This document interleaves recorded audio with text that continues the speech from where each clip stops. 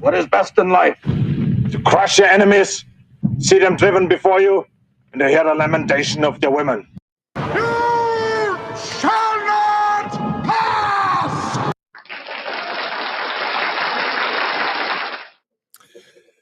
All right. What is it? Friday night? It's kind of a weird week because we've done streams on different nights than we normally do. We didn't do Sunday, and then we did last night, and I don't know. I'm all messed up now. Plus, it was a long day, and plus, I had to go vote today and stand in line for a long time. Interesting. I will tell you about it. But first, we are streaming live on YouTube. We are streaming on Rumble. We are streaming on X. We are streaming on Locals. Now, if you're watching on YouTube, the chat over on Rumble is always way, way more. It's very lively. It's very fun. They're all lovely, wonderful, horrible people, and they will make you very welcome if you join them in the chat there. So, if you're watching on YouTube and you're seeing the chat on the screen, that's all Rumble chat. So, if you want to be a part of that, come join us on Rumble. If you don't, well, you can keep watching it on YouTube. That's fine. We won't get mad. How's everybody doing? It's Friday night. That means it's the Friday Night Radio Baloney Live. I'm your host, Richie Baloney. Who we got? We got Much Joy. We got Turtles. We got Spambot. Who else we got in? We got Rosie in there yet? We got Izzy, Spambot Fodder. How's everybody doing? Good to see you guys. All right, the early birds. Who got the first like on the stream, by the way? Who got the first like? I see Izzy got like number 2. So who got like number 1? Let's see. No, you guys will have to tell me. Oh, Spambot got first like. Early bird gets the worm. That means that Spambot gets double good karma. Because, of course, every time somebody subscribes to the channel, that's free good karma. Every time somebody likes the stream, no matter where it is, it could be on Rumble, it could be on YouTube, it could be on X, it could be on Locals. The first like of the stream gets double good karma. In these troubled times, can you turn your back? Can you afford to turn your back on double good karma? You're going to need that, my friend. So first like, wherever it is, gets double. I mean, if you get first on all of the streams, I mean, come on, you're going to be having a good day tomorrow.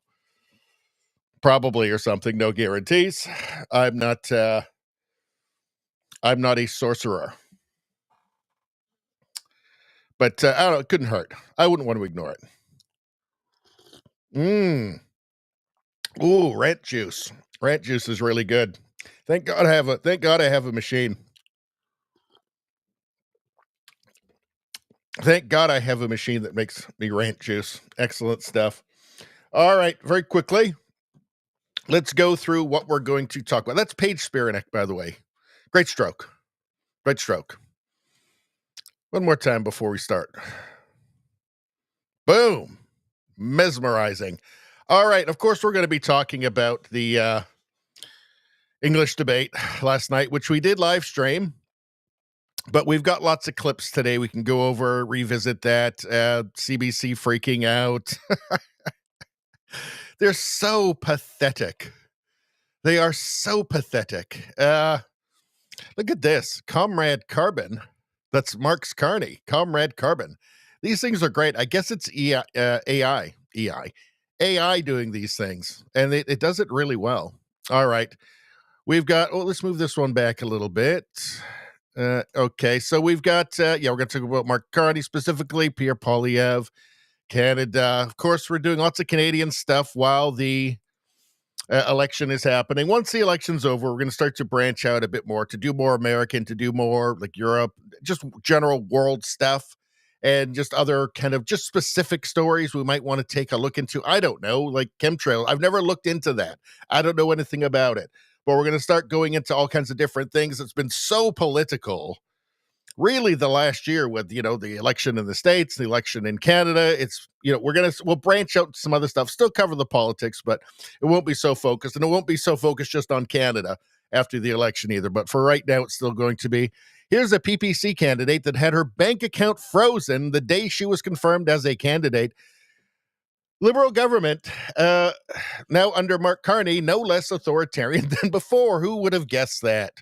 Comrade Carney, just like Comrade Trudeau, it seems like. We've got some stuff on a new assassination plot discovered in Wisconsin. We'll take a look at that. Some of the rhetoric in the States is so insane, the TDS there. Conor McGregor walking the streets with Tucker Carlson. Every leftist in the world is going to lose their minds over that. We're going to take a look at it. Anyway, I don't think they like what's happening in Europe, and it's the same thing that's happening everywhere. UK, a man arrested at home by 4 policemen for sending out an X-post. So that's great. Airstrip 1. Woke mind virus stuff. We got some woke mind virus stuff. Let's take a look at that. We got memes. We got so many memes. It's going to be so fun. I grabbed a bunch of memes from Rosie. I got some stuff from Miles as well, from the X, DM me on X. We're going to be taking a look at that stuff. Did I add anything into here? Of course, on the last tab, we've got just random stuff. This is what we end the night off with, just random stuff. When my brain is tired, we keep the politics to a minimum and talk about random stuff and animals and all kinds of stuff. So if you just like that, I guess you could just come back right at the end, but that's going to be hours from now. So, just so you know. All right. And also, too, I wanted to, because I have not forgotten about the merch stuff, I need to put music to these. And I haven't yet because I just haven't had time. But that's merch. This is merch stuff. Look at this from Simply Rosie, sending out these things. There's another one here. I need to put stuff to this. I need to do a narrative to this. Some sort of narrative. Get to your radio Baloney cop. Coffee cop. Something like that. I don't know. We'll see what happens. He's a very good cop. I don't know. Do I do accents? I do accents sometimes. I could. Is it offensive? Is it offensive? If it's offensive, does it make me want to do it more? That's another question. And I think you know the answer. Obviously, yes. Obviously, I want to do it more if it's offensive. All right. But I love everybody, and I want everybody to know that. I love everybody, but we have to be able to laugh. For God's sakes. All right. Let's go through the chat a little bit. See what you guys are talking about. Hopefully the chat won't freeze tonight. And apologies to everybody in the chat last night during the debate, but I couldn't. I do a lot of service for the chat in my streams, but I can't when it's doing a debate. We have to just watch the debate. Spambot says Richie is running late. Fuck you. Fuck you. Fuck you. None of you seem to understand. I'm not locked in here with you. That's it! You're locked in here with me! What the fuck is it with you? I know, I was a couple of minutes late. I'm sorry. Look, I had to vote, and it took, driving and voting took about 2 hours. It was interesting. I woke up early this morning early for me. Woke up this morning to go when it first opened, and I drove up, and it was at a school, and there was a giant line, and I said, nope. So I came back home. I had a bunch of stuff to do with the Princess Baloney, and then about 4 o'clock, I went, oh, shit, I need to vote. It's early voting. It's today, tomorrow, Sunday, I think. Maybe Monday. I'm not sure. But I thought, I just want to get it done. I've been very excited to vote. I need to get out and vote. I just get it done today. It won't take that long. It'll be a shorter line now because it's later in the day. And then I can just not have to worry about it on the weekend. And plus, it'll just be done. I've been waiting to vote for so long to get rid of these awful, dirty, commie fucking liberals. These authoritarian, Orwellian Liberal Party. They're illiberal. I've been waiting to cast my vote for the Conservatives so we can get rid of the illiberal Party of Canada. So I said, let's just do it. Now, normally, I spend at least 2.5 hours before a stream preparing. And, in between streams, I'm doing research and doing lots of stuff. But, when the stream's going to start, I'm normally 2.5 hours I get started setting it up at the computer. That's not just research, whatever I'm doing, just on my own, away from the computer, the streaming computer, I should say. So I'm not as prepared as I am normally tonight because it took a while. So anyway, I ended up going up. Took about 2 hours. Took about an hour and a half once I got there to actually get it done. There's some changes. For one thing, it's busy. There's going to be a big turnout, at least here. I imagine it's going to be the same everywhere in the country because it's the same problems everywhere in the country. But it was busy. The lineup was not as big. It was I'd say about half as long as first thing this morning, but it still took an hour and a half. And a couple of, there's an interesting change. So they send you out a number with your voting card, and that's like your neighborhood. And there's a table for that. So there's one table and one person at that table for my entire neighborhood, which is why it was taking so long.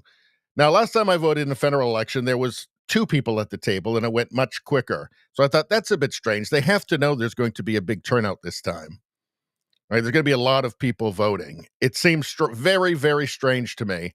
People I was talking to in the line, most of them were seniors. They also had come earlier and went, nope, and then come back again.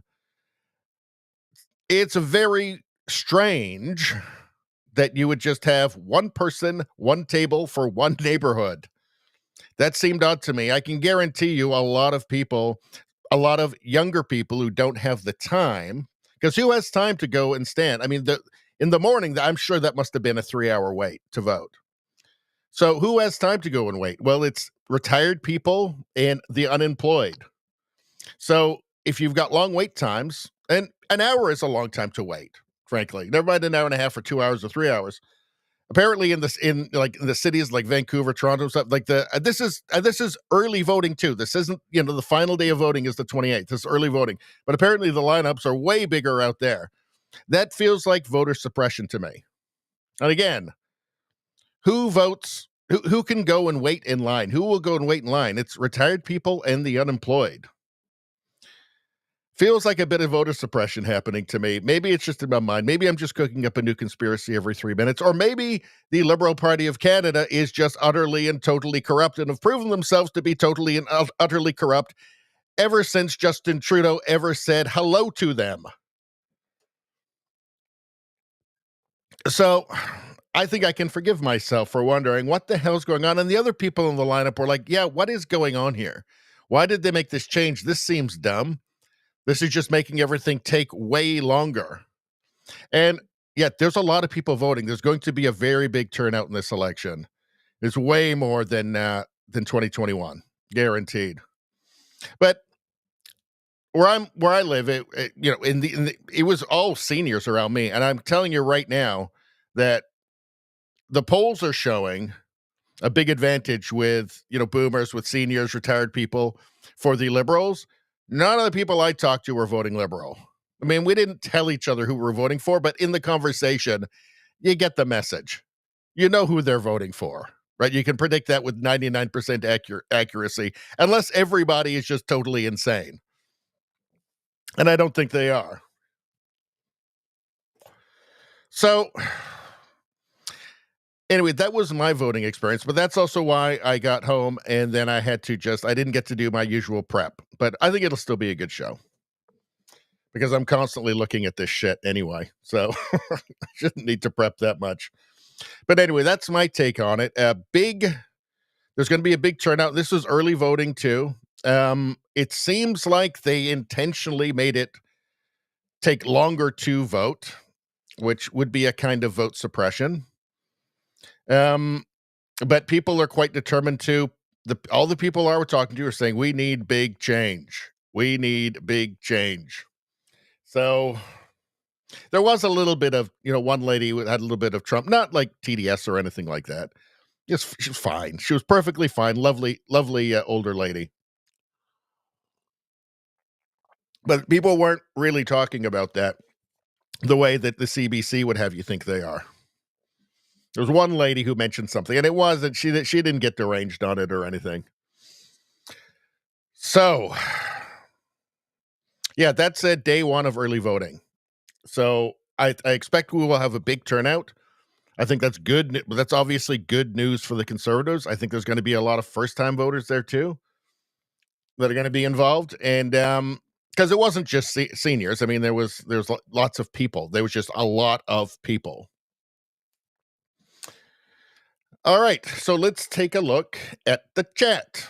Let's see. Anyway, let's see. Sorry for attacking you, Spambot Fodder. Before. I was just kidding. I know you guys can take it. I know you can take it. Let's see. Spambot says, I don't read the news or open X on holidays. I do constantly. Let's see.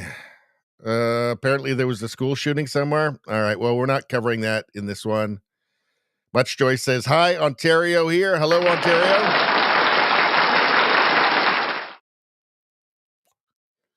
Turtle says, the more my eyes are open, I want to shut them. Uh-oh. You can't. You can't do it. Let's see. Swambot says, where did that Much Joy post come from? That came from YouTube. Let's see. But now it looks like Spambot's over on YouTube as well. Let's see. Let's see. It shows up on the screen. The YouTube chats show up on the screen, but they don't show up in my YouTube, in my Rumble studio. But I also have the YouTube stream open so I can see it in that. But I have to crank my neck to check it out. All right.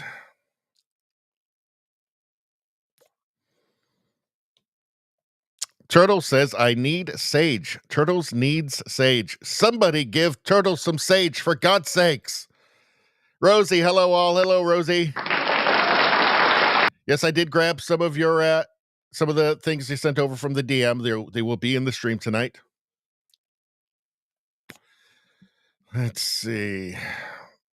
Miles, I grabbed some of yours as well, Miles. Don't you worry about that. Spambot says the locals chat shows up in the stream too. It does. Let's see.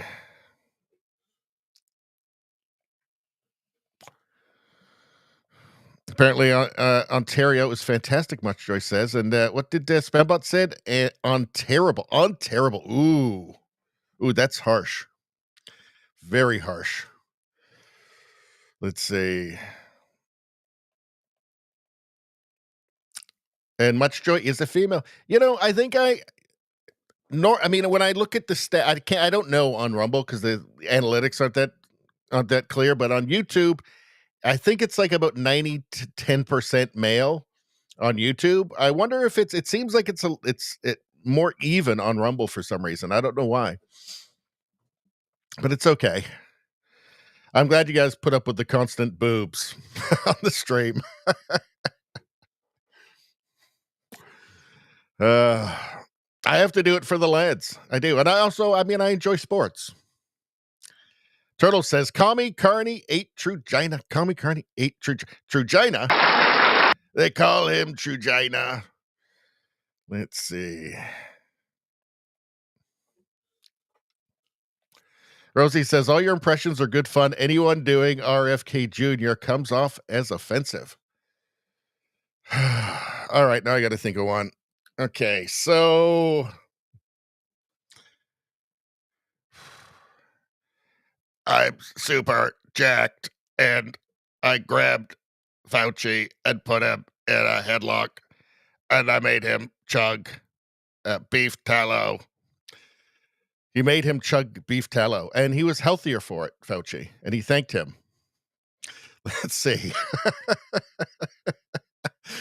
The thing is, you guys, if you say that something I do comes off as offensive, you know what that's going to do. You know what that's going to do to me. It makes me want to do it more.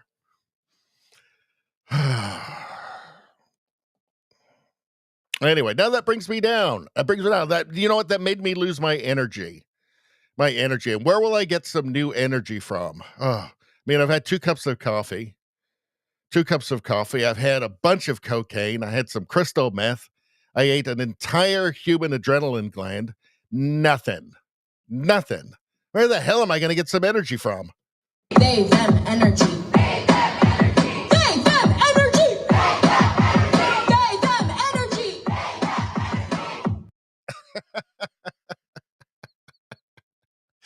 I love it. they, them energy. Rosie says, you voted. Wonder for whom you voted. I voted for my local conservative MP, but you're really voting for the leader of the party because they're the one who's going to set the policy. I voted for Pierre Poilievre. I did. And I'm very happy about it. And I want him to win very badly because I think that Carney is going to really fuck up the country.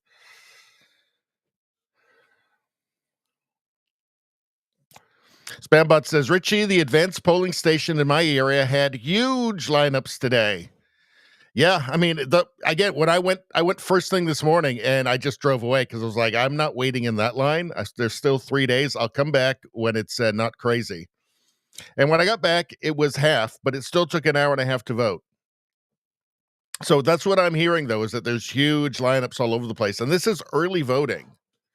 Early voting. So it tells you something. People are eager to vote.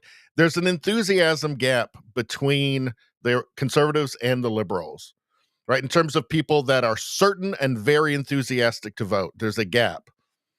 And I think that maybe we're saying, I mean, it has to be a good thing for Pierre that we're seeing these massive lineups for early voting, people wanting to get that vote in. They don't want to wait.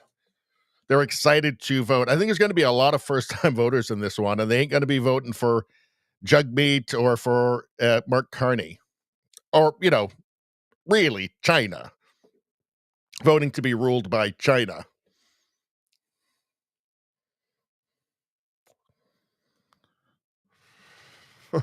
Swambot says, we know he did not vote NDP nor Liberal or Green. That would be evil if I did that.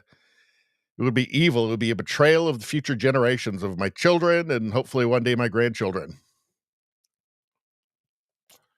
No, I didn't vote PPC. I voted CPC. Let's see.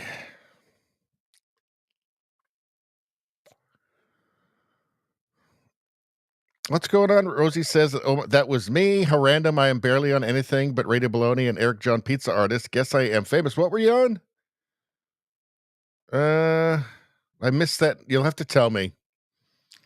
I did hear Spambot's super chat being read on Rebel News on Thursday before the French debate. That was quite exciting, I can tell you.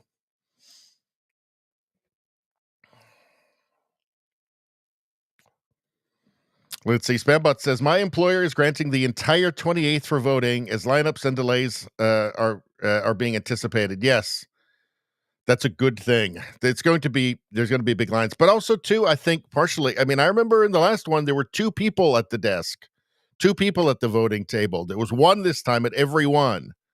And I don't know, that doesn't feel that, I mean, that's a decision somebody made, knowing this is going to be a very big election. I mean, maybe on voting day there'll be 2, maybe because it was early voting. I can't remember if I early voted or I voted on the day. Last time, I think I early voted. But there was 2 people at the table, so possible suppression, I don't know.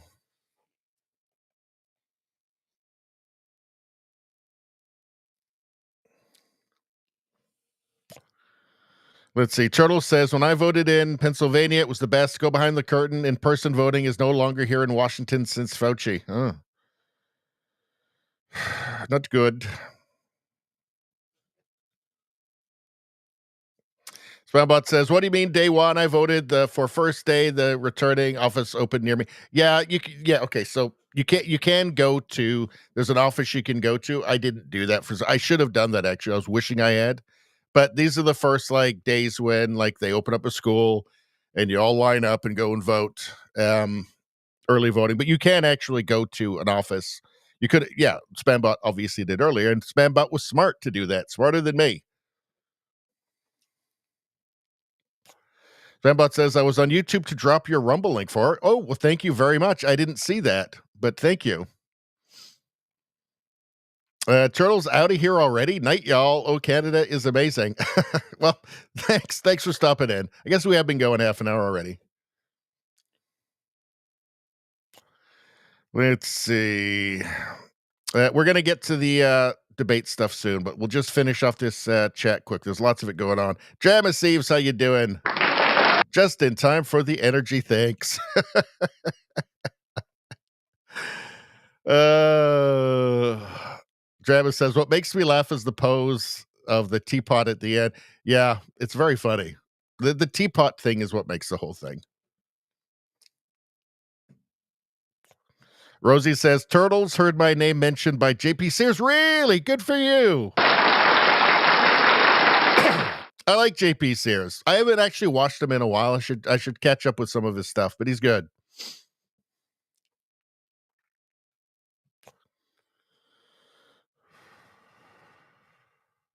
All right. Yes, JDL has an excellent point here. I just hit the like button. Good for you, man. You did the right thing. All right, let's get to it. All right, lots of streaming this week.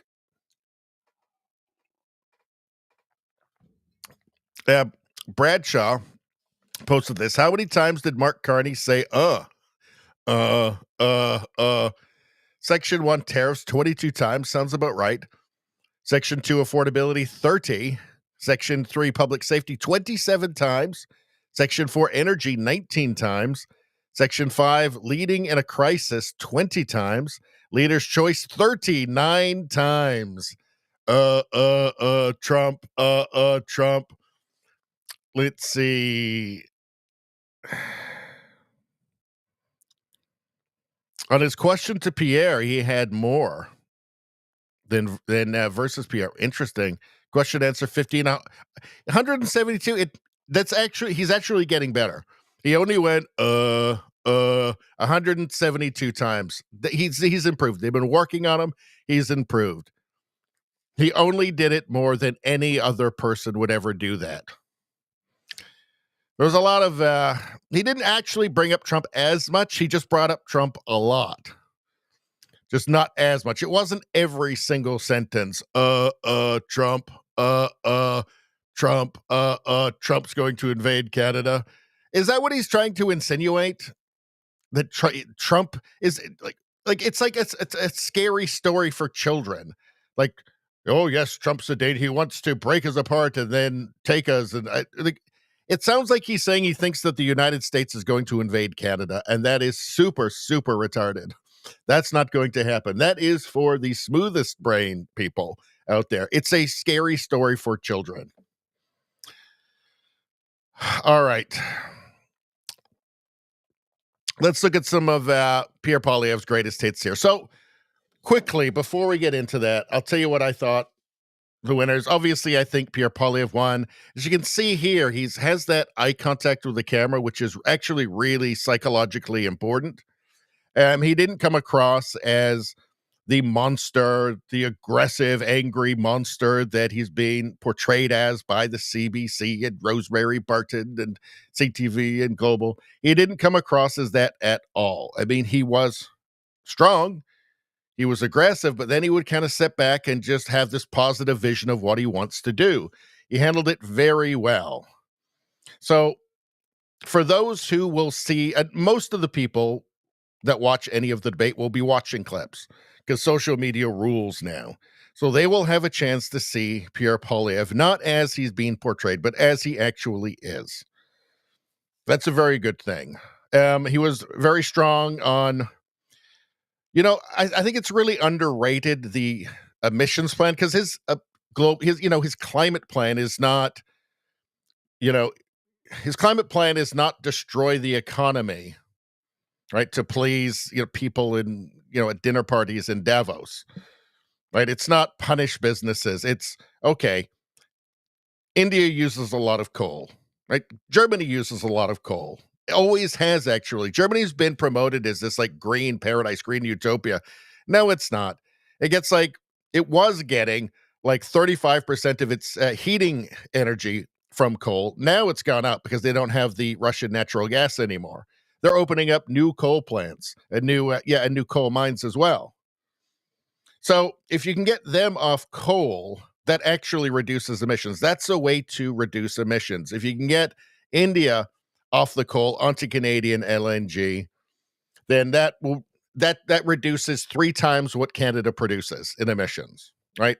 So that's an underrated one. The media doesn't like to talk about that one at all because it's actually just makes sense. And this is the pattern you see with Pierre Poilievre and the Conservatives. Everything makes sense. It's clear, concise, and it makes sense. You can go, okay, I actually see how that works. It's not just a bunch of bureaucrat speak. Housing, I thought pretty clear, concise. Crime, he's very strong on crime. Probably a good idea to keep mass murderers locked up. I mean, I don't know. We're talking about common sense, right? We're talking about what actually makes sense. Like, should we let out the mass murderers early, or should we keep them in prison for longer so they can't do mass murdering? Right? Very strong. Pipelines, obviously. He owns pipelines. By the way, Carney, he's been away from Canada for so long, he doesn't seem to know very much about the country. He got Keystone Pipeline mixed up with Trans Mountain. Not a good look for him. Let me remind you, this is the guy who said that the United States gets almost all of its semiconductors from Canada. Just bafflingly idiotic. Let's see.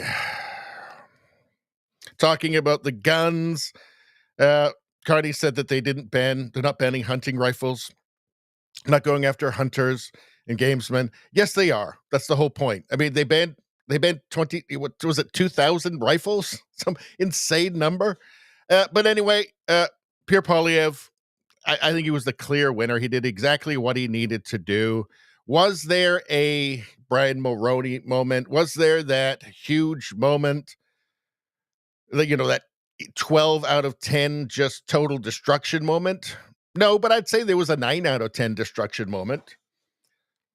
Particularly, I would say, I think there was a few of them, but, when Pierre Poilievre was responding to Carney's answer at the end about the security clearance, and he turned that around and rammed it down his throat with the Chinese interference. It was very, very good. Why it's baffling that Carney would tee that up for him in the first place. Carney is a void. He is just he's a bureaucratic word salad. He's just a void. He is like he's like an attention force field, right? Like you try and focus your attention on Mark Carney and you can't. It just stops. It just stops. You want to pay attention to him because you want to know what he says, but then you just can't. He's just like this void up there. He's just this bureaucrat spouting bureaucrat words.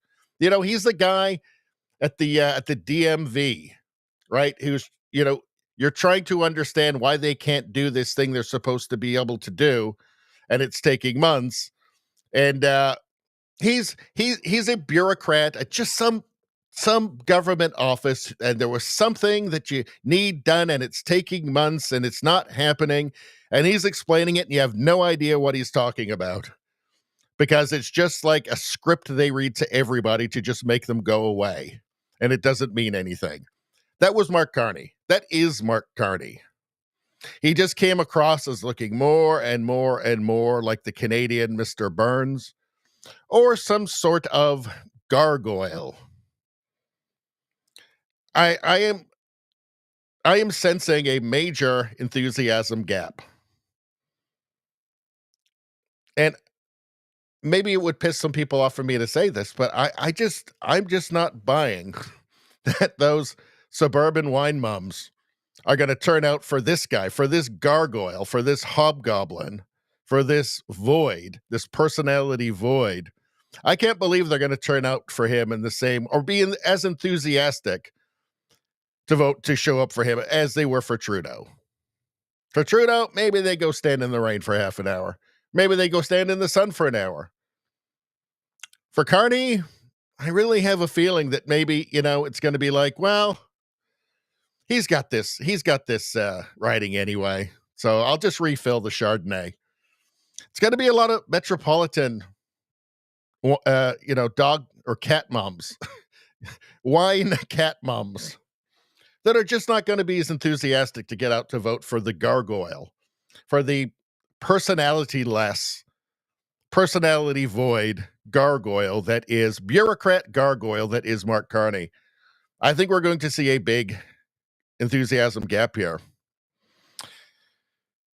What else have I got here? Yeah, so Carney, he keeps insinuating there's going to be some sort of U.S. takeover, like military. I mean, for one thing, if you're worried about that, why do you keep saying that our military alliance is over? Like, we're totally defenseless. It's if you want, I mean, it's never going to happen. Obviously, it's idiotic. It's bafflingly idiotic. But if you want a country to invade you, right, and you're completely defenseless, say, yeah, our relationship's over on security and the trade and everything, maybe not the smartest move. I mean, it's not smart from any perspective. Economically, obviously, when you're right next to the biggest economy in the world, it's something you just fucking figure it out, you retard. You don't say, we're going to lead some global alliance against the United States. Yeah, in case you haven't noticed, Europe ain't doing so hot right now. We're right next to the biggest economy in the world, by the way, and we've been here forever, and we're going to continue to be here, and they're going to continue to have the biggest economy in the world. So maybe we should just figure that out, right? I mean, it's an incredibly fortunate position to be in. Trump, Trump. Let's see. He's very bad at the eye contact. He wasn't even, like, half the time he wasn't looking at the people that were talking to him. He just seemed kind of befuddled a lot of the time. He's not this great intellect that we've been sold. I can tell you that much. What else we got? He talks about balancing the budget. Yeah, this is a trick for people who don't pay attention. He talks about, well, we're going to balance the operating budget, which I guess is the budget that keeps the country running. And then we'll have the investment budget. It's like, okay, so the budget is the operating budget and the investment budget. Investment, by the way, apparently includes $100 million to Gaza, to UNRWA. So just hand Hamas a bunch of pallets of money. Just hand them pellets of money. This doesn't make a lot of sense to me. It's $280 million to Bangladesh. It's $4 million for a goddamn winter mountain ski combat maintenance shed for Lebanon. So that's our investments. Oh, sorry, I forgot, at cricket farms and windmills. So it's this incredibly cynical trick that he needed to get called on that really hard, by the way. But it's when he says that everything he says is just in code. It's a trick, right? We're going to balance the budget. Well, are you really though? Like the whole budget? We're going to balance the operational budget. Okay, so you're not going to spend anything else. Oh, no, we'll also be investing in cricket farms and windmills and sending off hundreds of millions of dollars, probably billions of dollars all over the world to fight things like misinformation, which really means that we're actually just going to lie to them and try and gaslight them into believing ridiculous far-left fantasies. And that costs billions, that kind of investment. When you hear about this stuff, you think, Global Affairs Canada, you think that they're building, wells in Africa and stuff. They're not. They're not. I think most of it is just graft. I don't know what you call it. It basically gets wasted. It's favors is what I think. I think very little of it even gets to the bullshit misinformation campaigns, anti-election misinformation campaigns in Sri Lanka.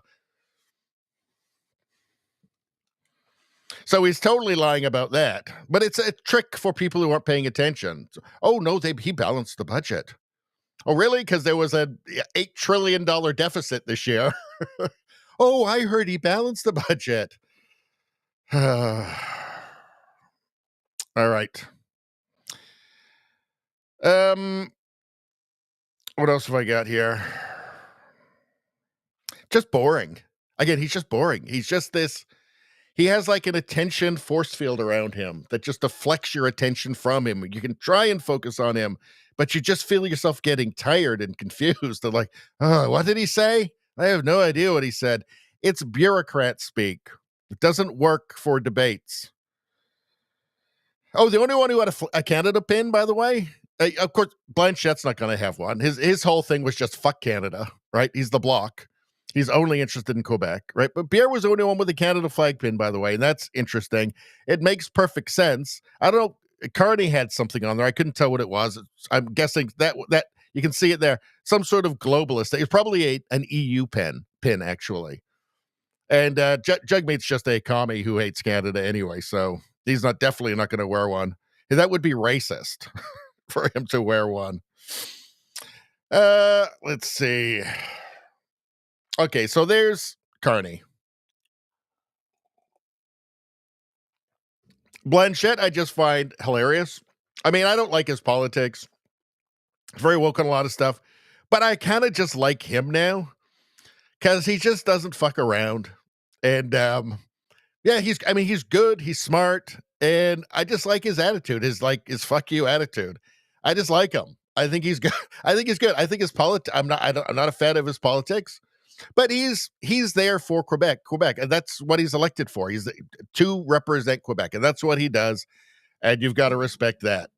So he just was there to fuck with Carney, really. I mean, he had a few jabs at Pierre, but he was really there to mess with Carney because that's, Poilievre's not taking any of his votes away. It's Carney. Jugmeat's not either. Now to Jagmeet Singh. Oh my God. He should have been wearing, Jagmeet should have been wearing a Che Guevara t-shirt. He just was, did Carney pay him to just keep interrupting Pierre Poilievre over and over again? What was even the point in that? That's not going to get him any vote. No conservative's going to go over to go back to the NDP because he attacked Pierre Poilievre, right? And it's not going to convince the Liberals to go over. The Liberals that have left the NDP, or it's not going to convince the Liberals that left the NDP to go to the Liberals. It's not going to get them back either. He has to attack Carney. He did somewhat, but really, he just was an asshole. He just came across as just a know-nothing, angsty teenager.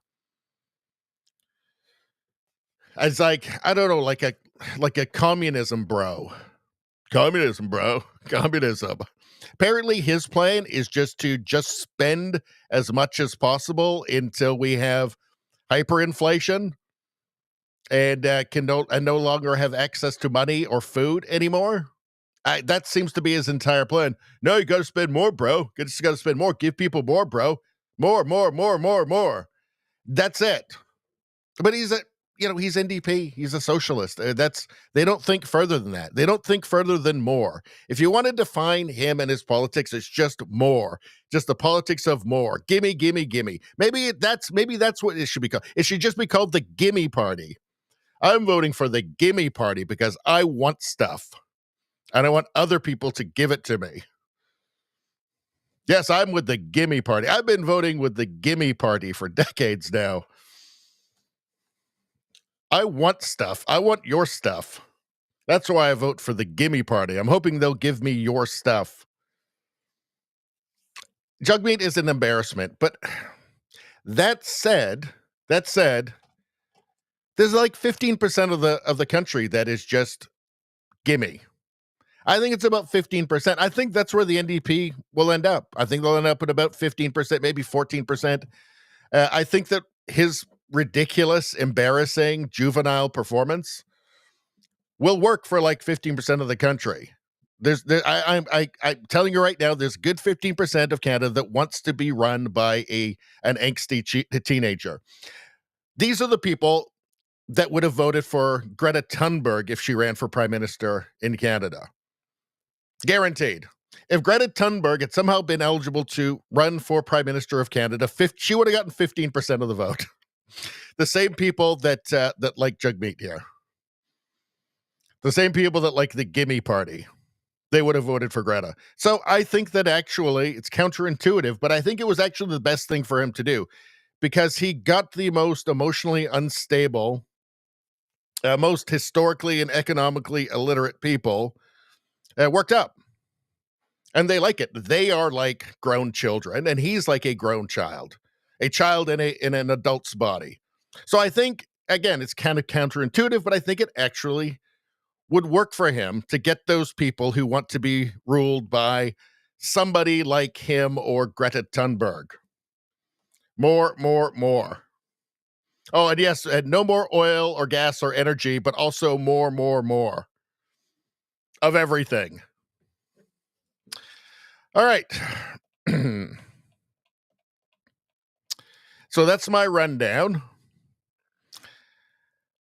And let's get back to the chat for a second. What are we, 47 minutes in already? What the hell is happening? All right. What are you lunatics, you moral monsters, talking about? Let's see.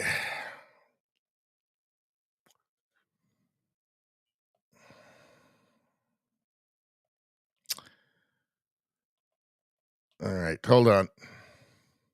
Rosie says, if Mark Carnage was a drinking game, the audience would be drunk in 10 minutes if they were not asleep first. That's the problem, right? You couldn't drink. You couldn't do the drinking game because you would fall asleep because it makes me tired just watching him speak for like a couple of minutes. Like I start getting drowsy. And it's not just because of his incredibly boring personality. It's also because he doesn't say anything. He's just this information void. It's just bureaucrat speech. It's just these bureaucratic vagaries. I'm going to do this, and it's just really just left as if it's just going to be done by magic.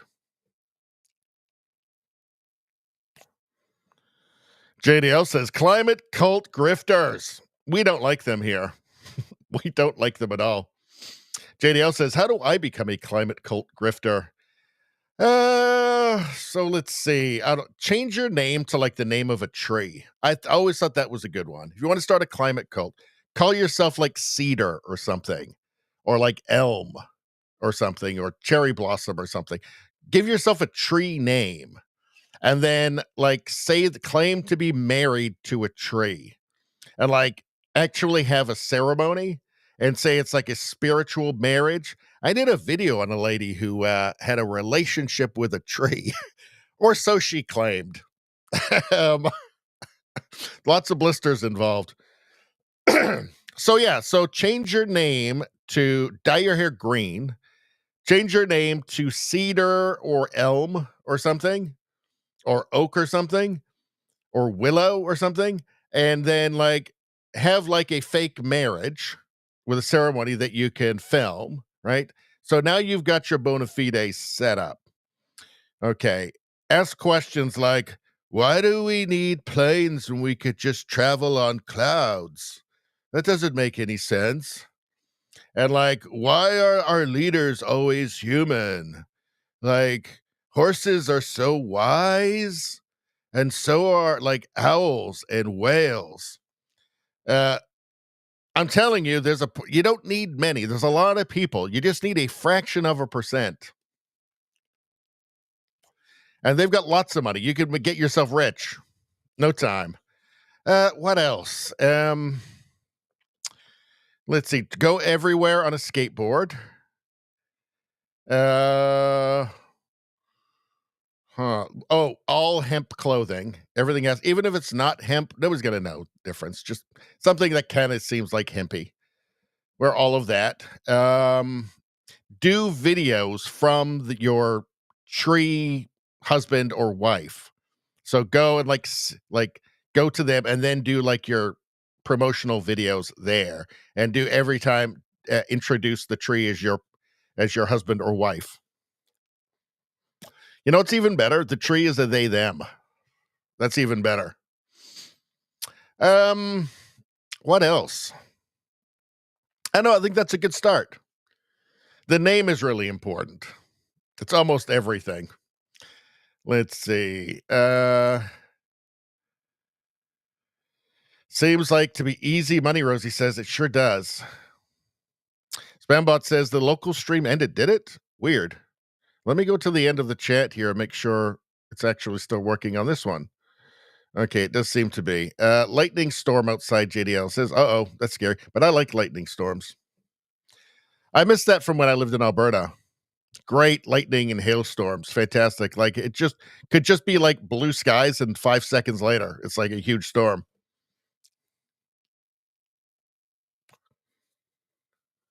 Let's see. Rosie says, DMV joke scene in Zootopia, 37 seconds, watch whole thing.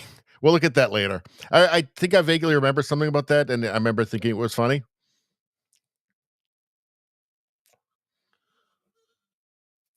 Let's see.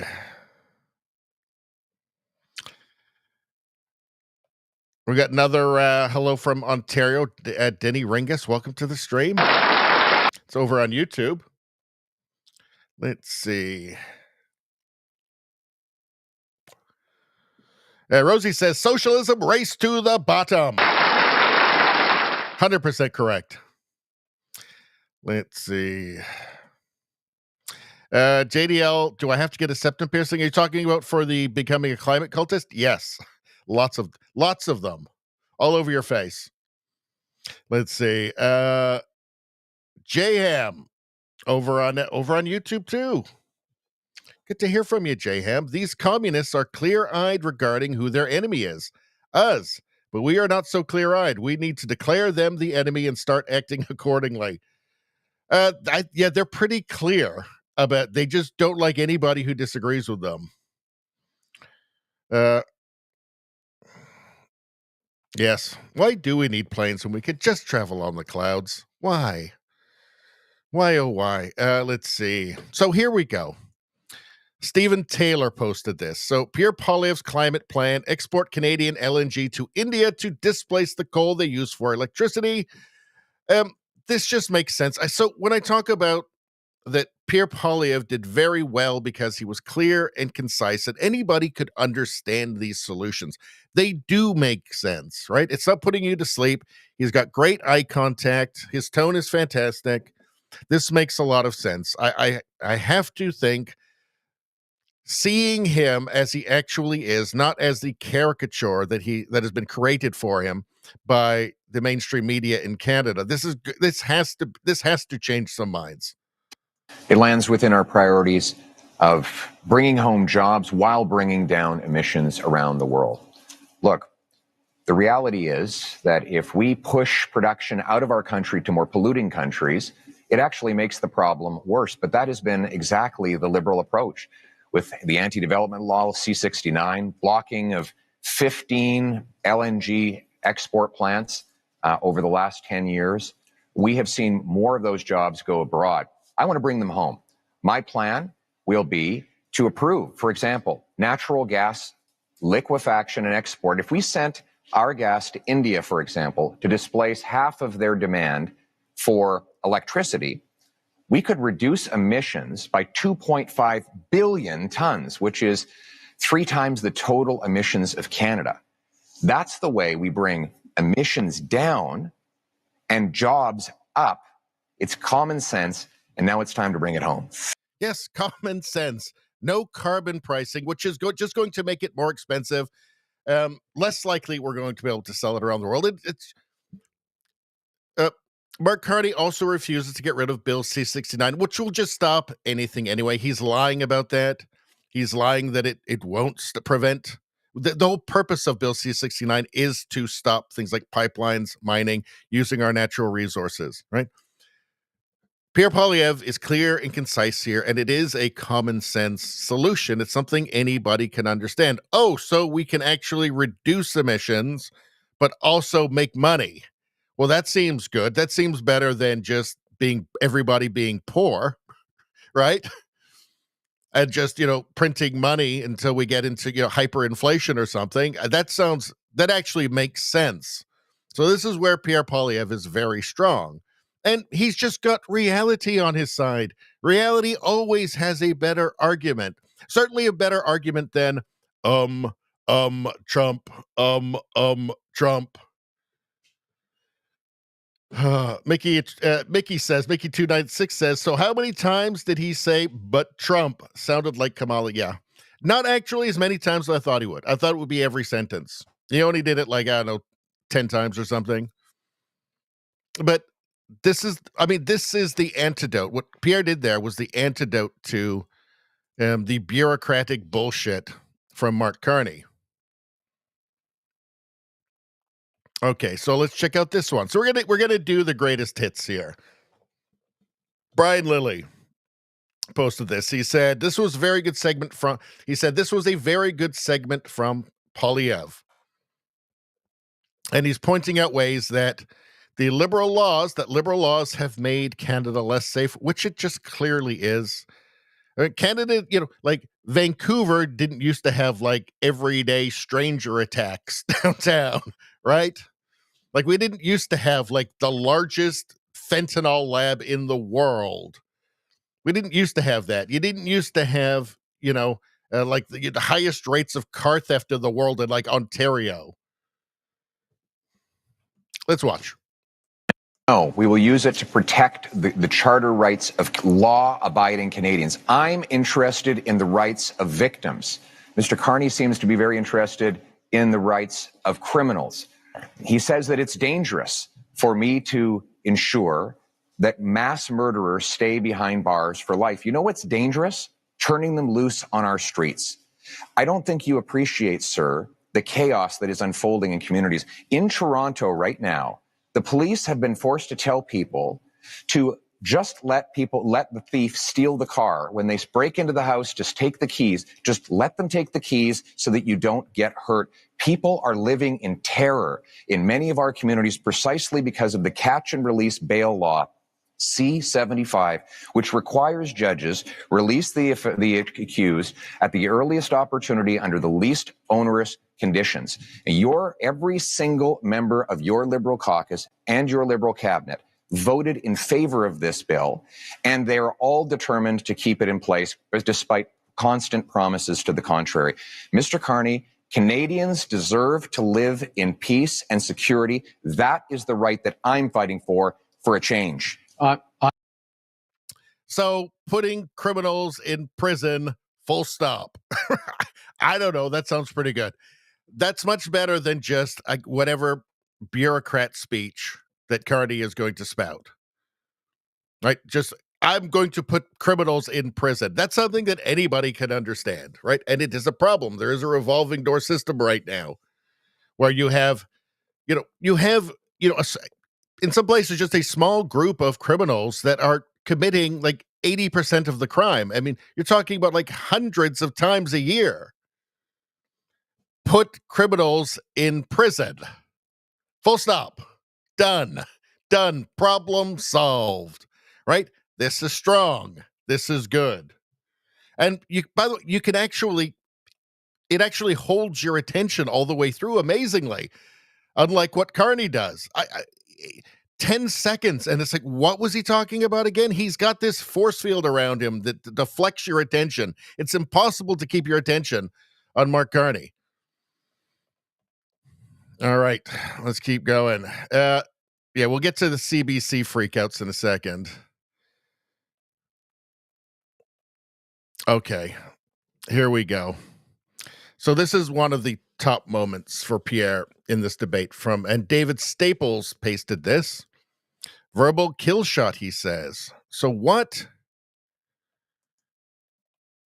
is Pierre going to say? Let's take a look.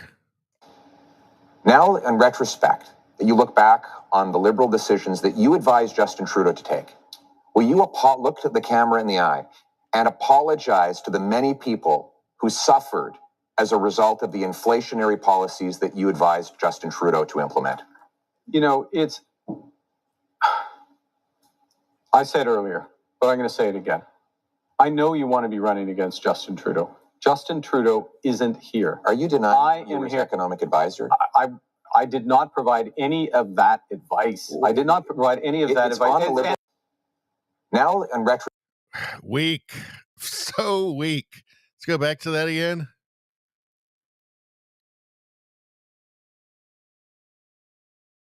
His smugness really shines through too. To implement.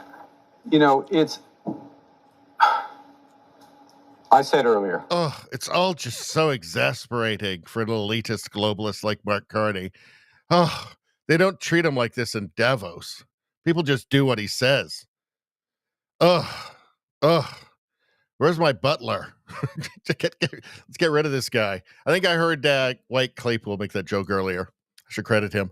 Yeah, it's just all too much. I have to put up with this. Look, I'm going to be Prime Minister of Canada, and that's just going to happen because I'm Mark Carney.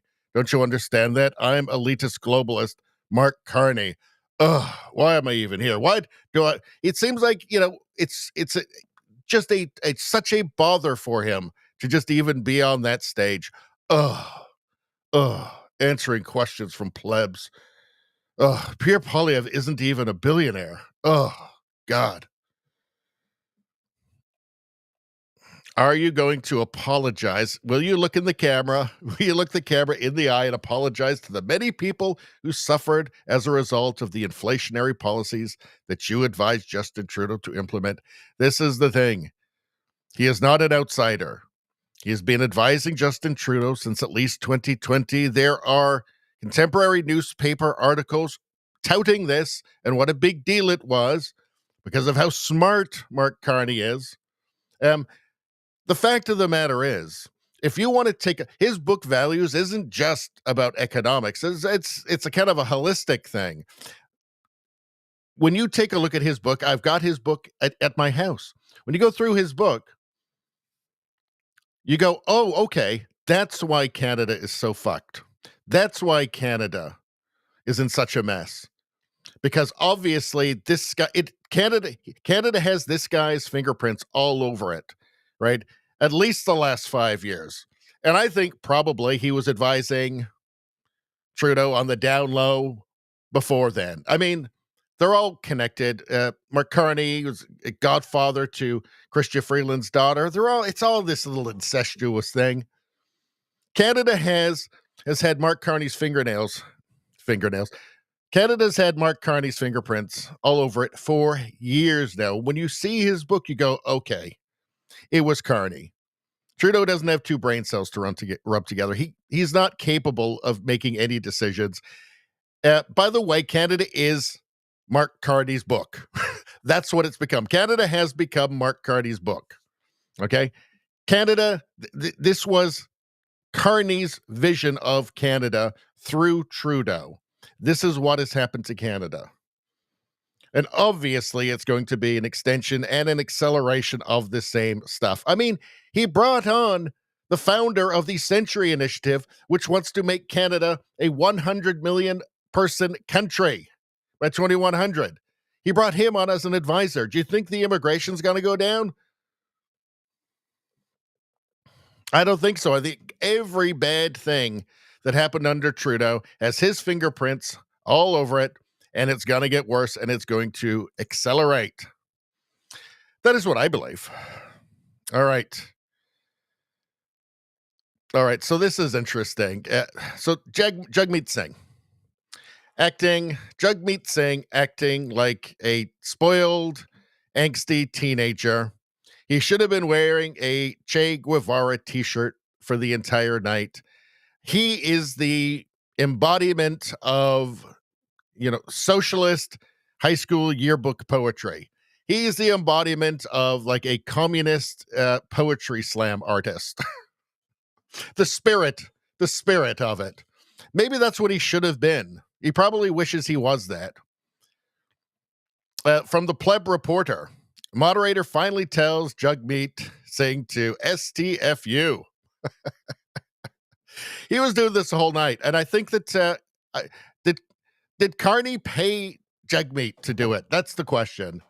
What kind of deal? I'm convinced, by the way, maybe this is just conspiracy. I'm convinced that Jagmeet, he is an idiot, but he's ambitious, and he knows he will never be prime minister as the leader of the NDP.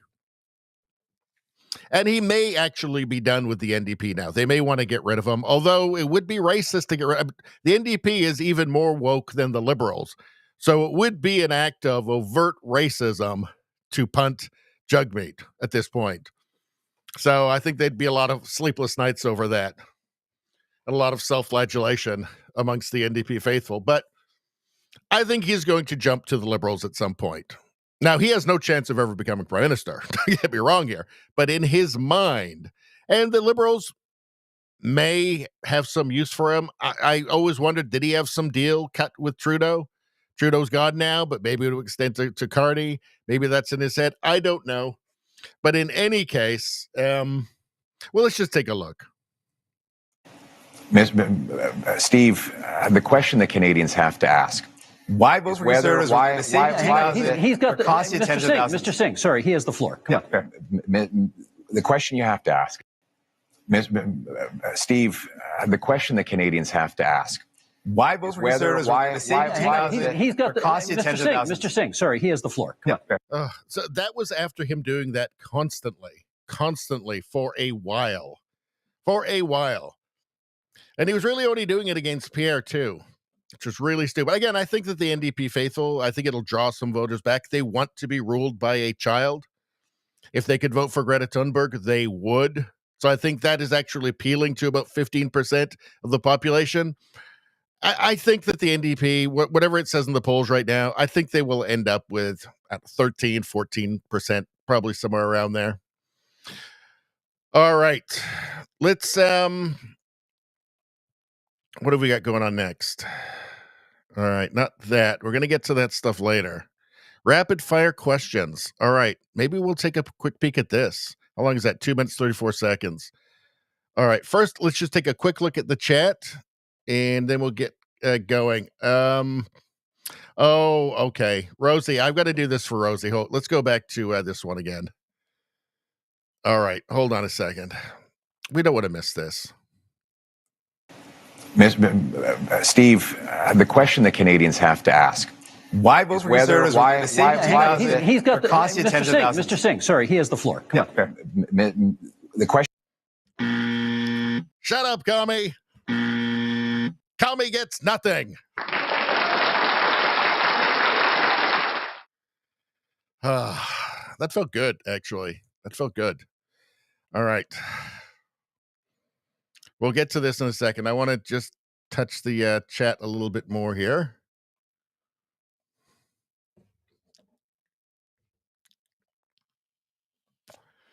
Let's see. Rosie says, might be another drinking game. You talking about the Trump? Yeah. But everybody would be asleep because he's too boring to drink and watch and listen to. You're never too late, Mickey. Never too late to the party. Let's see.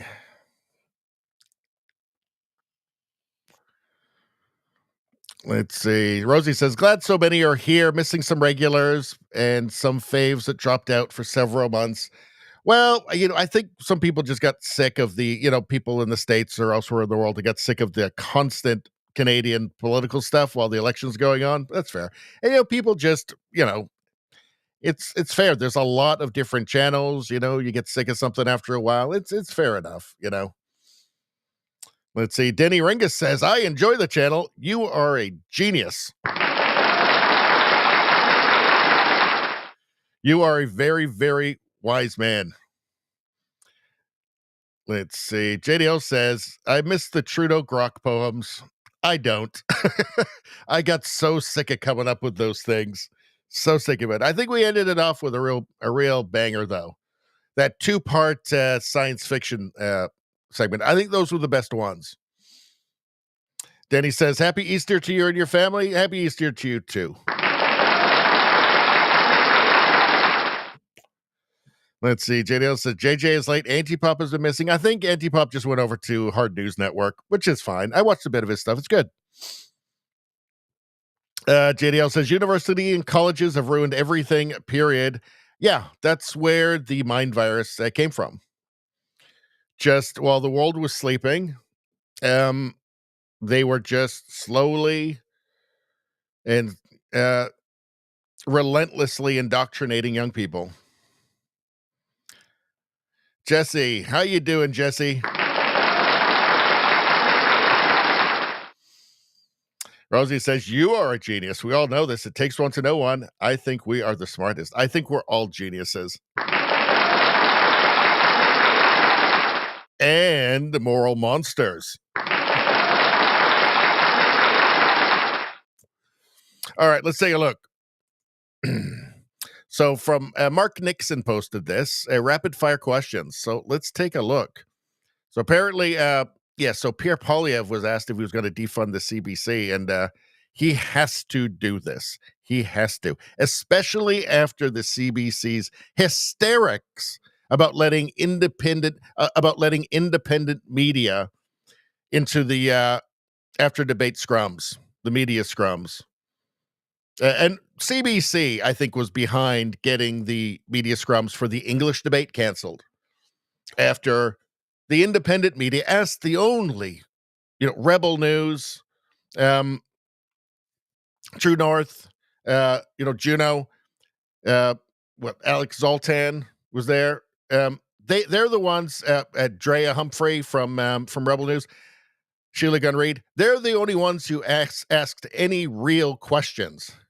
Right? Questions that weren't just in the debate questions, questions that weren't asked during the debate, but questions, the answers for which millions of Canadians want to know. And it made the CBC furious. And I think obviously they were the ones putting the most pressure on to just, if they can't have the ball all to themselves, they're taking it home. Right? If those independent journalists that are more popular than like Rosemary Barton, for instance, if they get a seat at the table, well, they just can't have it then. It just can't happen at all. We'll just have to cancel the whole thing. I really think that the whole thing was probably orchestrated by the CBC because they're children, they're propagandists, they're authoritarian leftists, they're illiberal, they're journalists who don't believe in free speech, which means they're not journalists, they're propagandists.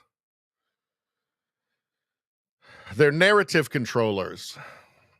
Whoever would have thought, like 20 years ago, there was always some bias in the media, but for them to, who would have guessed the mainstream media would just come out as actually authoritarian, anti-speech authoritarians? Who would have guessed that? I wouldn't have thought they'd just be so obvious about it, or that they would just have absolutely no ethics, no standards whatsoever. Anyway, where was I going with this? So Pierre Poilievre was asked if he would defund the CBC, and he needs to defund the CBC more than ever now. Monsieur Poilievre, you've previously promised to defund the CBC as one of your very first acts as Prime Minister. Is that still the plan?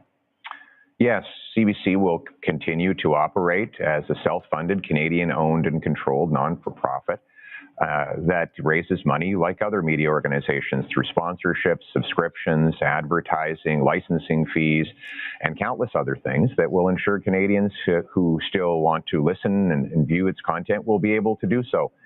And at the same time, we'll allow freedom of the press so that everybody has their voice heard and they can make their own decisions. Thank you, Mr. Carney. The next question. The problem is the CBC can't operate without government funding because it's terrible, because it's lost all of its market share. It's less than 5% of Canadians ever watch it at all, because it doesn't represent because it doesn't represent the average Canadian anymore. It's lost its mission. Right now, it is just simply a woke station. It's the journalism is all just a bunch of illiberal leftists at this point. Pretty much everything on it appeals to merely a small fringe minority. So it can't survive on its own, and it shouldn't. If it represents so few people, what's the point, right? They're mad. They want the money so that they can keep controlling the narrative, so they can keep pushing wokeness and radical leftism, radical progressivism. They're not interested in anything else. Like, the journalists are not interested in journalism. They're interested in agenda. They're activists, right? And that's going to be harder for them to do. So he needs to defund the CBC at this point. After their hysterics about the plebs, about the unwashed masses being allowed to ask questions, being represented in the media scrums, asking absolutely relevant questions that aren't going to get asked by the mainstream media because they're off narrative. After their hysterics about that, and we're going to get to that, that Defunded even more. Defund the CBC even more. The most possible, which is everything for all time. They gave us nothing, right? This is one of the reasons why I want Pierre to win so badly. Because the CBC has given us nothing, right? During the Freedom Convoy, they gave us nothing. What did we hear? Oh, they tried to burn down an apartment building. False. Let's see. Oh yeah, Putin's behind it. False. Oh, it says shadowy far-right figures from the United States. False. They're all racist. False.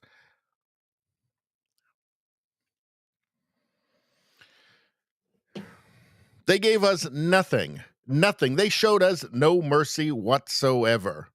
With the mandates, with everything. Right? Just your most basic concern, right? Like about, for instance, perhaps, teachers, school counselors shouldn't be able to socially transition your children at school without telling you. They give us absolutely nothing. Absolutely nothing. Over basic, reasonable concerns, over things like immigration. They give us absolutely nothing, and they totally scorn us. They tell us that the word freedom is a far-right dog whistle. I'm not joking about that. I've shown you the actual article from the CBC on their website many times. They've given us nothing. They've spat on us. They've derided us. They've called us every name in the book for having perfectly rational concerns that are shared by millions. If you want to get to immigration, it's like 75% of Canadians. They have shown us nothing but scorn. They have given us nothing. So that's what I say they get. They get nothing. Nothing. They get no mercy from us. They get no empathy from us. They get nothing. Not one penny. They get exactly what they gave to us. Nothing. And I think the Canadians in here, and maybe even a few Americans, might just get a bit of a kick out of that, right?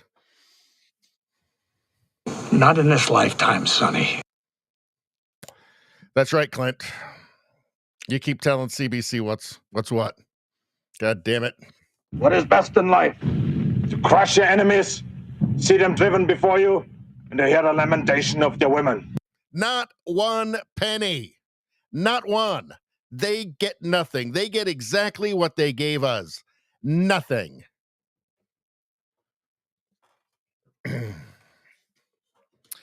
All right. There's a bit of a rant. Passionate about it. It pisses me off. What are you guys saying? What are you monsters, you moral monsters saying? Rosie says, Richie, you sound so much more well. Very glad. I really wish I'd gone on antibiotics like a month ago. Because it's almost like the whole year I felt like crap with a couple of little moments. But definitely the last 6 weeks, I've been feeling terrible and very low energy and just not good. So I really wish I'd just gone, maybe it won't get better tomorrow. Maybe I should go see a doctor and get some antibiotics or something. I'm feeling a lot better. Still not totally there yet, but way, way better. Anyway, thank you for your concern. JM says, I also enjoy the channel and in the States. Canadian politics interest us down here, since we share a common enemy. This is such a great point.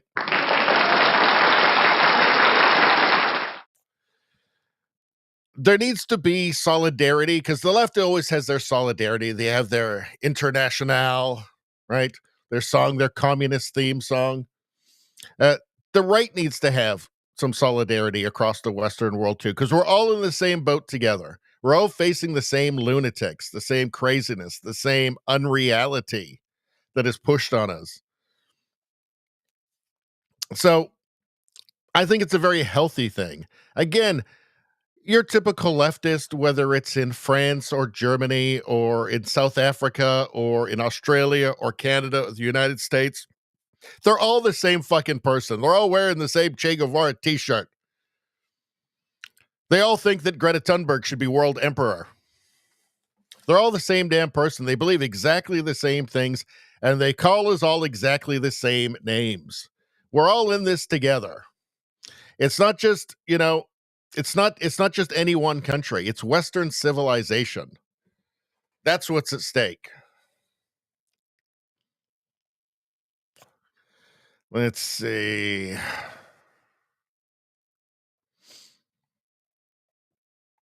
Spambot says, I used to listen to CBC Radio 1 every day. Sometimes I in the car, I'll put it on by accident, and then I realize that I'm just listening to a bunch of dirty, filthy commies, and I just go, No offense, but it sounds like some fucking commie gobbledygook. And sometimes just out of morbid curiosity, I will just listen, and eventually you just have to turn it off. They're just a bunch of brainless progressives. None of them have come into contact with reality in decades.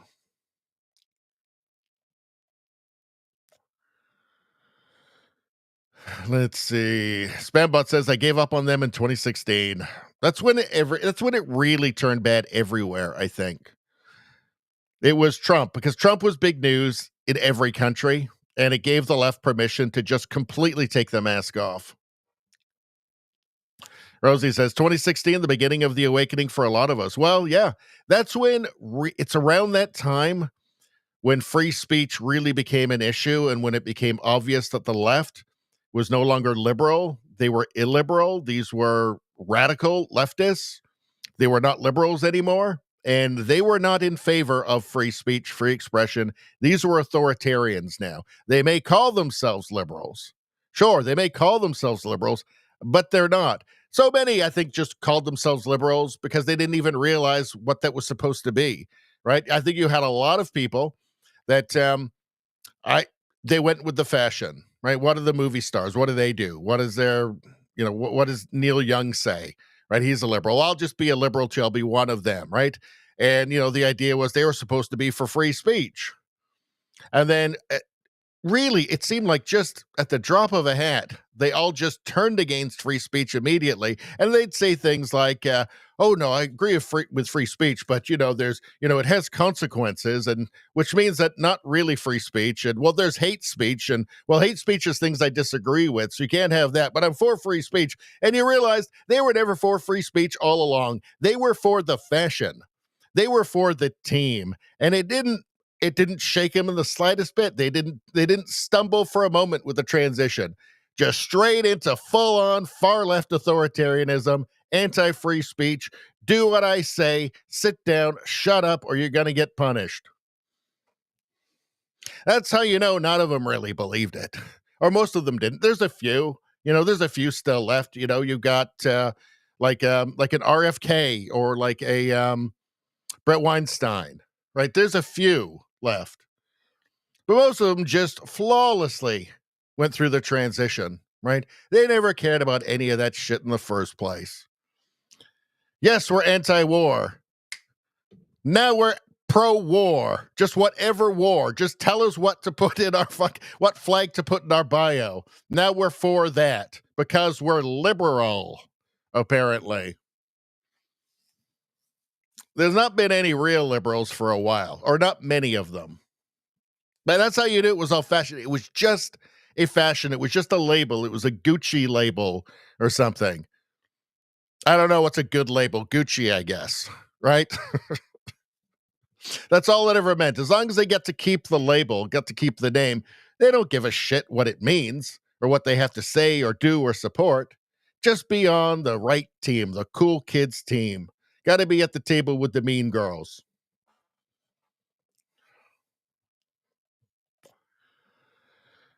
Spambot says, I also used to use their site for news, but when it turned into all LGBTQ and native only, I tuned out. Well, the biggest disgrace, which has not been reckoned with, was the residential schools unmarked graves hoax, which I think you have to call it a hoax now at this point. Rosemary Barton also lied about that on the CBC after the debate as well. There is no absolute evidence of that. She said there is evidence, but there's no actual evidence, certain evidence, incontrovertible evidence anywhere. And certainly there is nothing at Kamloops, and there never will be, because millions of dollars were given for an excavation to get to the bottom of it. And that money all just disappeared and no digs. And it doesn't look like there ever will be, because it's leverage that I think the people in the know realize won't exist if there's a real investigation. This is not to say anything about anything else that happened with residential schools. We're talking about unmarked graves. That's what caused the claims of unmarked graves with such unreliable evidence as ground penetrating radar, which tells you nothing of what you're finding under the ground. If you run ground penetrating radar over the ground, I'm going to guess that pretty much anywhere you do it, you're going to find there are things under the ground. But that is what caused the moral panic. The media knowingly, intentionally misled the public, as did the Liberal Party, the NDP, the Greens, Justin Trudeau, first and foremost in the deception, for political gain, for political expedience. Absolutely disgraceful. The CBC should be defunded just for that alone. In fact, it should be banned for that. That was a crime against this country. All they had to say was, it's ground penetrating radar, and this is not any kind of conclusive evidence of anything, and we can't say any more until further investigation is done. But instead of doing that, they pretended that ground penetrating radar is some sort of absolute evidence. Final conclusive evidence. Disgraceful. After that, the CBC shouldn't exist, period. Let's see. JDL says Putin equals articulate statesman. Well, look, aside from, I'm not a big fan of invading other countries. You guys know that. I'm not a liberal, right? So I'm not a big fan of that. But I mean, it's a statement of fact. He is articulate. Like, you can't deny that. If you deny that he's an articulate statesman, right, that you're just being a child. It doesn't say anything about, invading Ukraine or anything else. And that's an argument we can have for a long time, because history didn't begin on the day that they invaded Ukraine, as we all know. A lot happened before then. A lot of geopolitical intrigue happened before. A lot of USAID happened before, right? But we don't need to get into that now. But just the statement is just a statement of fact. He is an articulate statesman.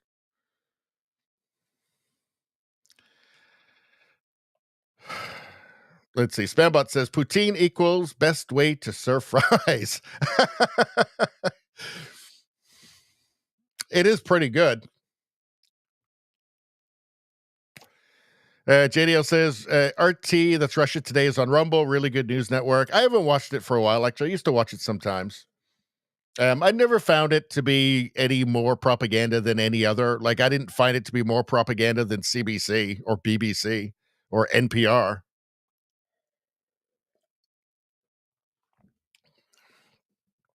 Let's see. JDL says, never had poutine. What the hell? Get some. Leave the stream right now. Go get some poutine. That's more important. Nothing is more important to you right now than getting some poutine. Good poutine. Let's see. Rosie says, sovereignty with solidarity. Very nice. Well, what are we talking about, right? We're talking about, the basic kind of ideas that Western civilization was built on, right? Those are absolutely under attack. So I think it's totally appropriate for like-minded people to support themselves across borders. And let's see, because that governments are collaborating with each other. Leftist governments are collaborating with each other to basically oppress their people, the people who don't agree with them. JDL says TDS is a mental disorder. It certainly appears to be one, doesn't it?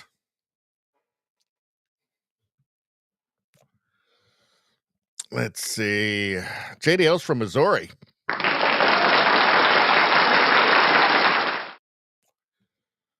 Let's see. Jesse says, I hope Trump locks Fauci up. It would be a good start. I don't have anything on that tonight. I saw that was going, but today I was busy, really busy all day, and I had basically no time for prep. Nevada says, Commie gets nothing. They don't. Eventually they get nothing because that's just communism. All right. Let's see. All right, let's get back to it.